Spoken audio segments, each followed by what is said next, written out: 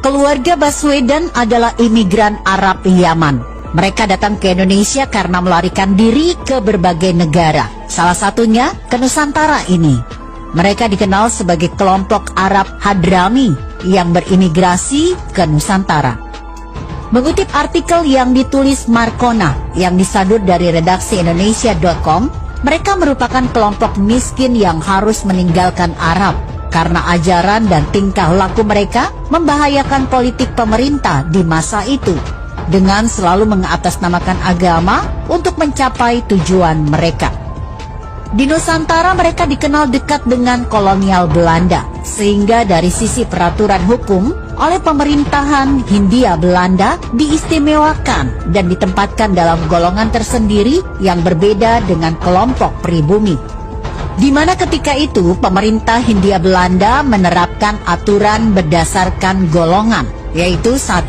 Golongan Eropa, 2. Golongan Timur Asing, 3. Golongan pribumi putra. Keturunan Arab ditempatkan sebagai golongan Timur Asing dan telah terbiasa melihat diri mereka lebih tinggi daripada pribumi, sebagai kasta yang lebih rendah dari kasta mereka. Mereka menganggap pribumi sebagai budak dan kelompok yang layak diperbudak. Untuk mempertegas keberadaan mereka sebagai kelompok yang berada di atas kelompok pribumi, Abdul Rahman Baswedan mendirikan Partai Arab Indonesia pada tahun 1934 yang merupakan partai identitas keturunan Arab sebagai pemilik kasta lebih tinggi dari pribumi itu sendiri.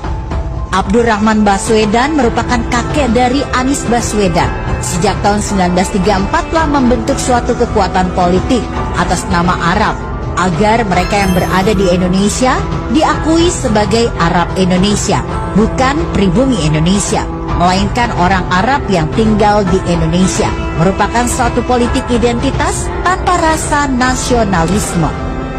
Kondisi tersebut masih tetap mereka pertahankan dengan pola berstruktur dan masif.